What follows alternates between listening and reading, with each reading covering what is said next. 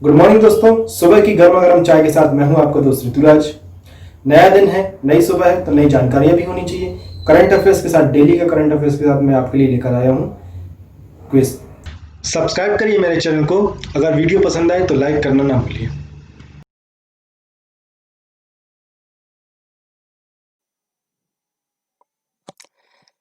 चलिए दोस्तों, स्टार्ट करते हैं आज की क्लास।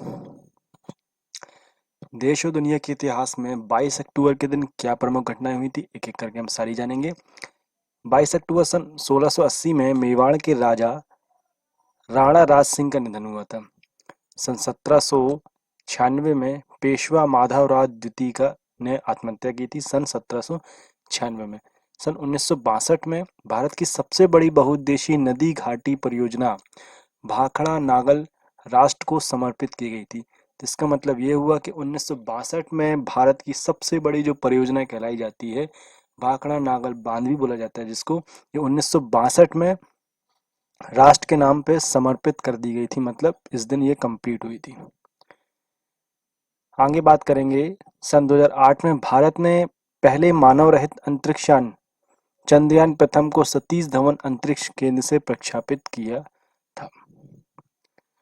तो ये तो हमने देख लिया आज की डेट में क्या हुआ था। वापस आ जाते हैं अपने करंट अफेयर्स के क्विज की तरफ। क्वेश्चन है यहाँ पे, राजकिरण राय को हाल ही में किस संगठन का अध्यक्ष नियुक्त किया गया है? ऑप्शन है आपके पास भारतीय बैंक संघ, भारतीय रिजर्व बैंक, भारतीय राष्ट्रीय भुगतान निगम या फिर भारतीय डाटा सुरक्षा परिषद ने। चलिए इसका आंसर आप मुझे दीजिए। राजकिरण राय को हाल ही में किस संगठन के लिए अध्यक्ष चुना गया है?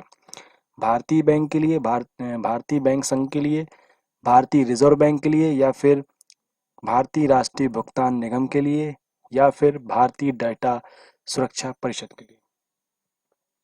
दोस्तों आपसे निवेदन है, अगर आपने अभी तक मेरे चैनल को सब्सक्राइब नहीं किया है, आप पहली बार इस वीडियो पर आए हैं, तो आप प्लीज़ इस चैनल को सब्सक्राइब करिए, जिससे आपको आने वाले समय में नेक्स्ट वीडियो के नोटिफिकेशन आपको मिलते रहेंगे। और साथ ही साथ में अगर आपको वीडियो पसंद आता है तो भाई लाइक करना ज़रूर। चलिए, और साथ ही साथ में अगर आपको इन क्वेश्चंस के आंसर आते हैं तो प्लीज़ आंसर जरूर करते चलिए कमेंट में। चलिए इसका आंसर है भारतीय बैंक संघ। भारतीय बैंक संघ, जिसको IBA भी बोला जाता है, ने हाल ही में कहा कि यूनियन बैंक ऑफ इंडिया के प्रबंध निदेशक और मुख्य कार्यपालन अधिकारी CEO राजकिरण राय को सन 2020-21 के लिए IBA का चेयरमैन चुना गया है। तो यहाँ पे हमको काम की चीज़ क्या मिल गई कि भाई जो राजकिरण राव जी हैं, इसके पहले यूनियन बैंक ऑफ इंडिया में प्रबंध निदेशक भी थे। इनको भारतीय बैंक संघ IBA में कार्यपालक अधिकारी CEO चुन लिया गया है। भारतीय बैंक संघ की विज्ञप्ति के अनुसार IBA की प्रबंधन समिति ने 16 अक्टूबर 2020 को हुई बैठक में यूनियन बैंक ऑफ इंडिया के प्रबंध निदेशक और CEO राजकिरण राय को 2020-21 के लिए IBA के चेयरमैन चुना है। वहीं स्टेट बैंक या फिर भारतीय स्टेट बैंक ऑफ इंडिया बोलेंगे जिसको, के चेयरमैन दिनेश कुमार खारा को संघ का उपाध्यक्ष चुना गया है। तो यहाँ पर दिनेश कुमार खारा जी को भारतीय स्टेट बैंक ऑफ इंडिया के चेयरमैन का उपाध्यक्ष चुना गया है, जो कि इसके पहले थे। यहाँ पे अभी रिसेंट में बनाए गए हैं कौन? राजकिरण राजी, भारतीय बैंक संघ के प्रमुख। चलिए आगे बात करेंगे। नेक्स्ट क्वेश्चन है, हाल ही में कौन सा खिलाड़ी IPL में 200 मैच खेलने वाला पहला क्रिकेटर बन गया? आप सभी लोग IPL तो देख ही रहे होंगे, मुझे आशा है। तो आपको ये चीज़ पता होनी चाहिए कि IPL में सबसे ज़्यादा रन बनाने वाला, 200 मैच खेलने वाला, सबसे ज़्यादा 200 मैच खेलने वाला पहला ऐसा कौन सा क्रिकेटर है जो बना है? चलिए ऑप्शन है आपके पास, विराट कोहली, दिनेश कार्तिक, अंबाती रायडू या फिर महेंद्र सिंह धोनी। चलिए आप इसका आंसर मुझे कमेंट में दीजिए, क्या रहने वाला है? सबसे ज़्यादा IPL में 200 मैच खेलने वाला कौन खिलाड़ी पहला अभी बना है? किस खिलाड़ी ने सबसे ज़्यादा 200 मैच खेले हैं? चलिए इसका आंसर है महेंद्र सिंह धोनी। महेंद्र सिंह धोनी ने हाल ही में सबसे ज़्यादा मैच खेलने का रिकॉर्ड बनाया है। IPL में 200 मैच यहाँ पे खेल चुके हैं।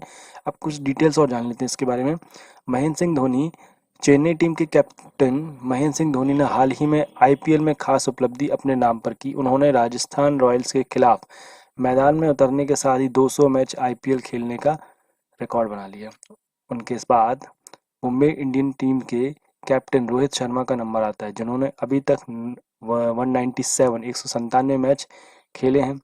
धोनी ने चेन्नई सुपर किंग्स CSK जिसको बोला था शॉर्ट फॉर्म में को अपनी कप्तानी के दम पर 3 बार चैंपियन और 8 बार फाइनल तक पहुंचाया। तो यहाँ पर धोनी जी के बारे में आप सभी लोग जानते ही होंगे कितने विलक्षणी क्षमता है इनके अंदर। इन्होंने हमको वर्ल्ड कप भी दिलाया। यहाँ पर IPL में इन्होंने अपनी टीम को 3 बार चैंपियन और 8 बार फाइनल में लेके पहुंचे हैं और अभी 200 मैच खेलने का पहला इन्हें मुकाम हासिल किया है IPL में। चलिए आगे बात करेंगे, हाल ही में किस देश ने चाइनीज ऐप टिकटॉक पर लगे बैन को हटा लिया है? ऑप्शन है आपके पास भारत, अमेरिका, पाकिस्तान या फिर जापान। चलिए इसका आंसर आप मुझे कमेंट में दीजिए। चाइनीज ऐप टिकटॉक पर बैन लगाया गया था अभी हाल ही में और फिर वापस इस बैन को हटा लिया गया। ऐसी कौन सी कंट्री, ऐसा कौन सा देश है जिसने टिकटॉक पर लगे बैन को हटा लिया?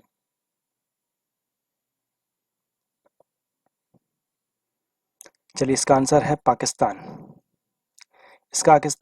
पाकिस्तान ने हाल ही में चाइनीज ऐप पर जो कि टिकटॉक है बैन लगा दिया था, वापस उसको हटा लिया गया है। कुछ डिटेल्स और देख लेते हैं।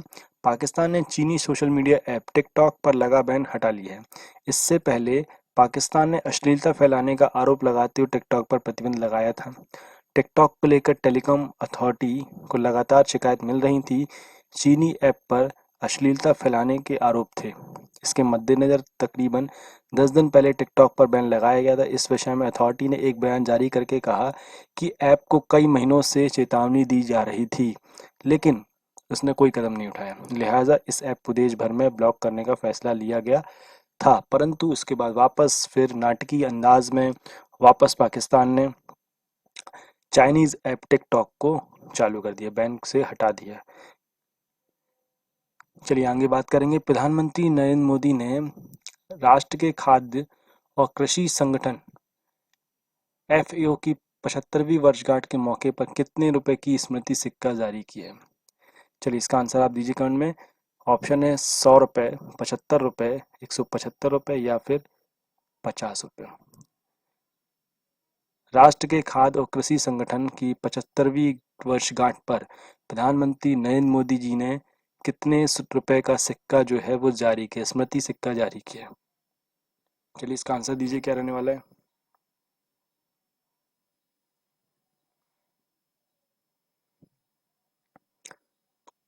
चलिए इसका आंसर है 75 रुपये।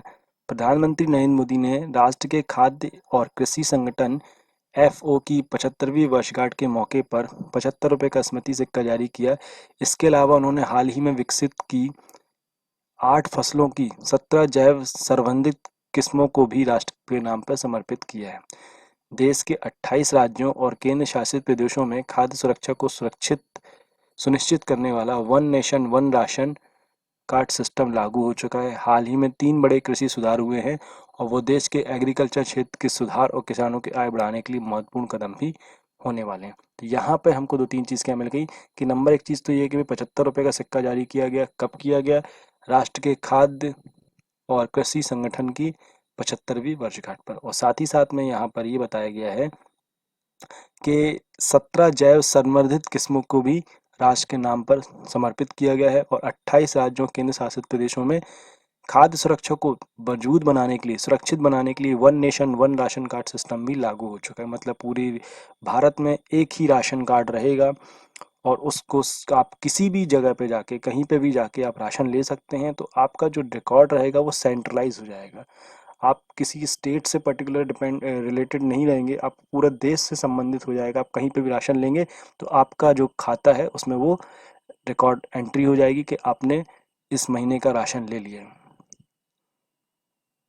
चलिए आगे बात करेंगे। हाल ही में किस देश ने प्रधानमंत्री नरेंद्र मोदी को अगले वर्ष 26 मार्च को देश की स्वतंत्रता की 50वीं वर्षगांठ के समारोह में हिस्सा लेने के लिए आमंत्रित किया है? ऑप्शन है आपके पास नेपाल, चीन, बांग्लादेश या फिर जापान। चलिए इसका आंसर आप मुझे दीजिए कमेंट में क्या रहने वाला है।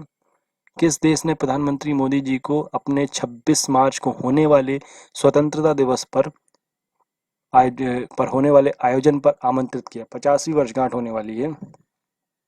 तो ये इस क्वेश्चन से हमारे 2 क्वेश्चन निकलते हैं। नंबर 1 चीज़ तो ये कि भाई प्रधानमंत्री नरेंद्र मोदी जी को किस देश ने वर्षगांठ पर मतलब समारोह होने वाला है जो उनकी स्वतंत्रता दिवस का, उस पर इनवाइट किया है। दूसरा ये कि 26 मार्च को किस देश की स्वतंत्रता दिवस मनाया जाता है। चलिए इसका दीजिए आंसर कमेंट में क्या रहने वाला है। चलिए इसका आंसर है बांग्लादेश। बांग्लादेश के प्रधानमंत्री नरेंद्र मोदी को अगले 26 मार्च को देश की स्वतंत्रता की 50वीं वर्षगांठ के समारोह में हिस्सा लेने के लिए आमंत्रित किया गया है। यह जानकारी बांग्लादेश के विदेश मंत्री डॉक्टर ए.के. अब्दुल मोमेन ने ढाका में उस समय दी जब भारत के नवनियुक्त उच्चायुक्त विक्रम दोराईसवाई ने उनसे भेंट की। डॉक्टर मोमेन ने कहा कि बांग्लादेश और भारत अगले वर्ष बांग्लादेश की स्वतंत्रता की 50वीं वर्षगांठ मिलकर मनाएंगे। उन्होंने आशा व्यक्त की कि प्रधानमंत्री मोदी ढाका में होने वाले आयोजन में हिस्सा लेंगे। तो यहाँ पे हमको दो चीज़ें मिल गई कि नंबर एक चीज़ तो ये कि 50वीं वर्षगांठ मना रहा है बांग्लादेश अपनी स्वतंत्रता का, 26 मार्च को उनकी स्वतंत्रता दिवस मनाया जाता है। चलिए आगे बात करेंगे। हाल ही में किसे 2020 के world life photographer of the year का पुरस्कार से सम्मानित किया गया है। चलिए इसका आंसर दीजिए कमेंट में। 2020 के वाइल्ड लाइफ फोटोग्राफर का अवार्ड किसको मिला है। ऑप्शन है आपके पास ऐश्वर्या श्रीधर, कोमल सचदेवा, रीता फारिया या फिर कमलजीत सिंह सिद्धू। चलिए इसका आंसर कमेंट में दीजिए क्या रहने वाला है। 2020 का wild life photographer of the year award किसको दिया गया है, किसको सम्मानित किया गया है।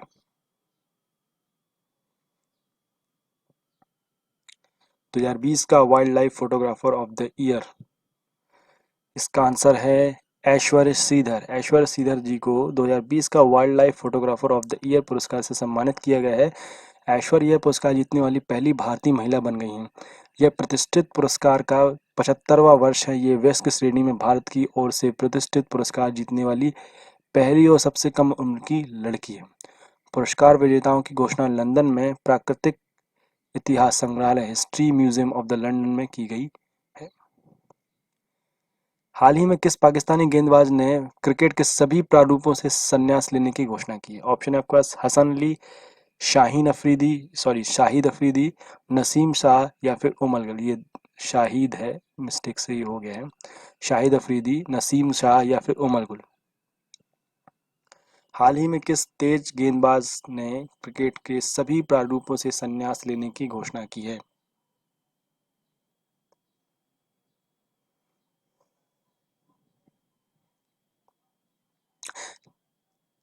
चलिए इसका आंसर है उमर गुल। पाकिस्तान के तेज गेंदबाज उमर गुल ने क्रिकेट के सभी प्रारूपों से संन्यास लेने की घोषणा की।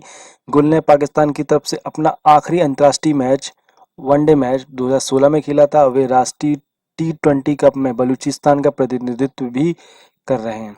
उमर गुल ने 2030 में वनडे में पदार्पण किया था। साथ ही साथ उसी वर्ष उन्होंने अपना पहला टेस्ट मैच भी खेला था। उन्होंने अपना आखिरी टेस्ट दक्षिण अफ्रीका के खिलाफ सन 2013 में खेला था। उमर गुल ने 47 टेस्ट मैचों में 34.06 की औसत से 163 विकेट लिए हैं। उन्होंने 130 वनडे में 179 विकेट और 60 T20 अंतर्राष्ट्रीय में 85 विकेट भी लिए हैं। तो उमर गुल सारे प्रारूपों से क्रिकेट के सभी प्रारूपों से संन्यास लेने की उन्होंने घोषणा कर दी है। हाल ही में किस देश ने 6 साल के प्रतिबंध के बाद विवादित दक्षिण चीन सागर में तेल और गैस की खोज के लिए फिर से शुरू करने का निर्णय लिया है। ऑप्शन है आपके पास नेपाल, रूस, पाकिस्तान या फिर फिलीपींस। हाल ही में किस देश ने 6 साल के प्रतिबंध के बाद विवादित दक्षिण चीन सागर में तेल और गैस की खोज फिर से शुरू करने का निर्णय लिया है। चलिए इसका आंसर आप मुझे कमेंट में दीजिए क्या रहने वाला है। किस देश ने 6 साल के प्रतिबंध के बाद वापस तेल और गैस ढूंढने की कोशिश कर रहा है दक्षिण सागर में, जो कि विवादित है। चलिए इसका आंसर है फिलीपींस। फिलीपींस के राष्ट्रपति ने चीन के साथ क्षेत्रीय तनाव बढ़ने के कारण 6 साल पहले दक्षिण चीन सागर के विवादित क्षेत्रों में या उसके आसपास के क्षेत्रों में तेल और गैस की खोज पर प्रतिबंध हटाने की मंजूरी दी है। ऊर्जा सचिव अल्फोंस क्यूसी ने कहा कि कंपनियों ने पश्चिमी फिलीपींस के तीन फैलने वाले क्षेत्रों में तेल और गैस का पता लगाने के लिए अनुबंधों से संबंधित किया है। चलिए आगे बात करेंगे। अंतर्राष्ट्रीय भारोत्तोलन महासंघ IWF के अंतरिम अध्यक्ष के रूप में निम्न में से किसे नियुक्त किया गया है? ऑप्शन है आपके पास माइकल ईरानी, राहुल सचदेवा, डॉक्टर अनिल त्यागी या फिर doctor Jha. IWF international weightlifting federation अंतर्राष्ट्रीय भारोत्तोलन महासंघ के अंतरिम अध्यक्ष किसको नियुक्त किया गया है? चलिए इसका आंसर है माइकल ईरानी। डॉक्टर माइकल ईरानी। ग्रेट ब्रिटेन के डॉक्टर माइकल ईरानी को अंतर्राष्ट्रीय भारोत्तोलन महासंघ के अंतरिम अध्यक्ष के रूप में नामित किया गया है। वे IWF अध्यक्ष थॉमस अजान के इस्तीफे के बाद नियुक्त किए गए हैं। इससे पहले माइकल ईरानी IWF के चिकित्सा समिति के अध्यक्ष भी थे। चलिए आगे बात करेंगे। विश्व सांख्यिकी दिवस वर्ल्ड स्टैटिस्टिक्स डे निम्न में से किस दिन मनाया जाता है? ऑप्शन है आपके पास 10 जनवरी, 20 अक्टूबर, 15 मार्च या फिर 12 मई। चलिए इसका आंसर कमेंट में दीजिए क्या रहने वाला है। विश्व सांख्यिकी दिवस वर्ल्ड स्टैटिस्टिक्स डे निम्न में से किस दिन मनाया जाता है?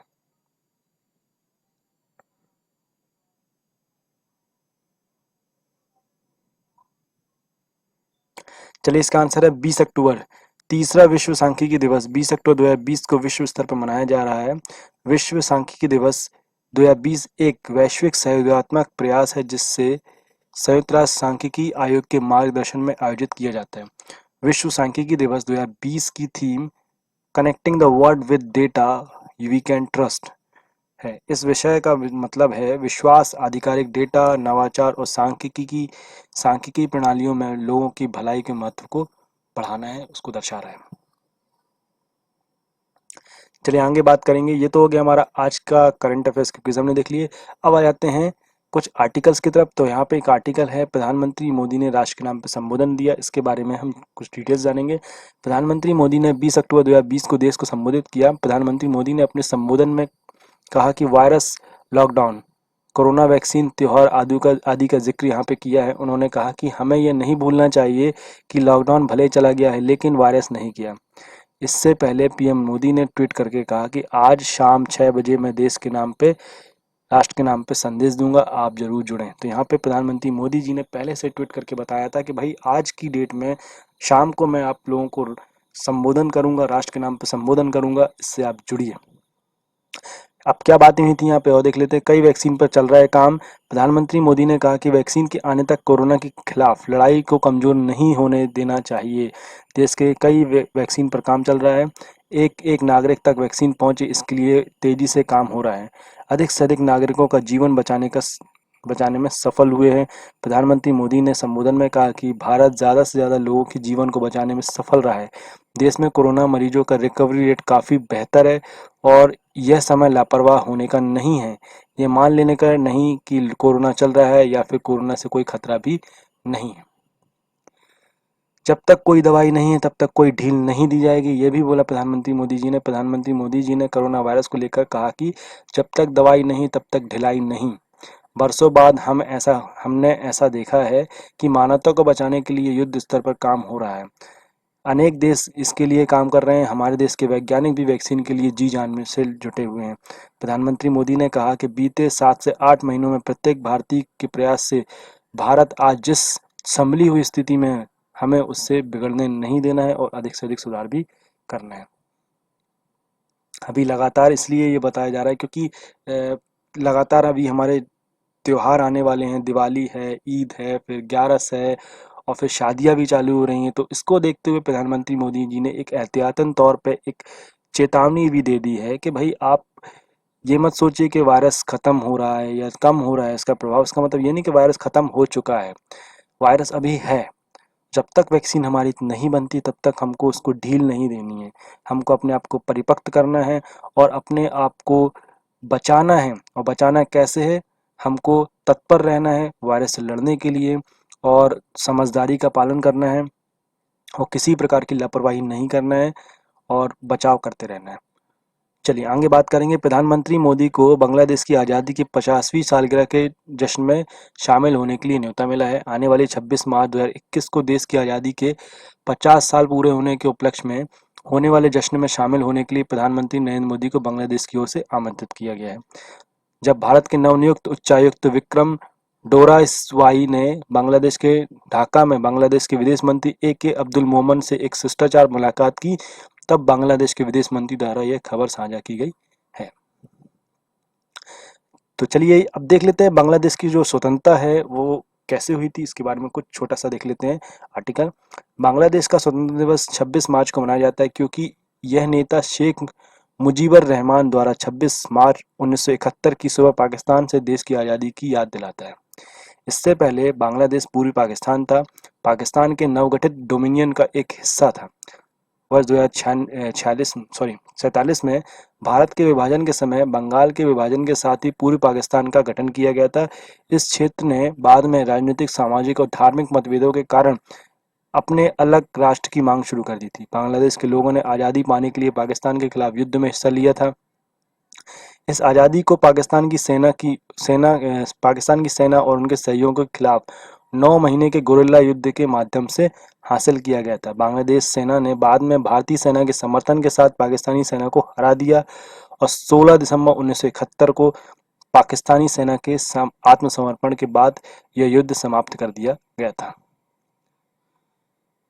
चलिए आप आगे बात करेंगे। भारत ने सैंट मिसाइल का सफल परीक्षण किया। भारत ने 19 अक्टूबर 2020 को ओडिशा के तट से एक दूर एंटी टैंक जिसका शॉर्ट फॉर्म है सैंट मिसाइल का सफलतापूर्वक परीक्षण किया। DRDO ने इस मिसाइल को भारतीय वायुसेना के लिए विकसित किया है। यह मिसाइल लॉन्च के बाद लॉक ऑन और लॉन्च से पहले लॉक ऑन दोनों तरह की क्षमता से लैस होगा।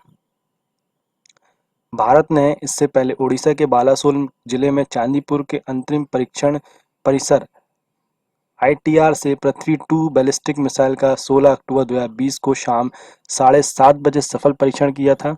DRDO के उसे विकसित पृथ्वी 2 मिसाइल का परीक्षण चांदीपुर ITR के लॉन्चिंग कॉम्प्लेक्स 3 से सफलतापूर्वक किया गया है।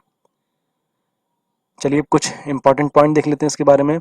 पृथ्वी 2 मिसाइल 1000 किलोमीटर तक अस्त ढोने की ताकत रखती है। ये मिसाइल सतह से सतह 500 किलोमीटर की दूरी तक मार करने की ताकत रखती है। इस मिसाइल को तरल ईंधन वाले 2 इंजन लगाए गए हैं जिसमें इसे तरल और ठोस दोनों तरह के ईंधन से संचालित किया जा सकता है। यह मिसाइल परंपरागत और परमाणु दोनों तरह के हथियार ले जाने में सक्षम है। 8.56 मीटर लंबे एवं 1.1 मीटर चौड़े एवं 4 या 600 किलोग्राम वजन वाली इस मिसाइल में 883 सेकंड तक 43.5 किलोमीटर की ऊंचाई तक उड़ान भरने की क्षमता है। 2 महीने में लगभग हम 12 बार परीक्षण कर चुके हैं, 12 मिसाइलों का परीक्षण कर चुके हैं। भारत ने पिछले 2 महीने में 12 मिसाइलों का परीक्षण किया। इससे पहले पिछले हफ्ते ही हम कई मिसाइलों की टेस्टिंग कर चुके हैं। इसमें BrahMos supersonic missile, cruise missile, anti radiation missile Rudram 1 और हाइपरसोनिक मिसाइल शौर्य शामिल है। Anti radiation missile Rudram 1 Bharat का प्रथम स्वदेशी विकसित एंटी रेडिएशन हथियार है। इसके अतिरिक्त हाइपरसोनिक मिसाइल शौर्य परमाणु आयुध ले जाने में भी सक्षम है। तो दोस्तों ये तो हो गया हमारा आज का करंट अफेयर्स। Thank you.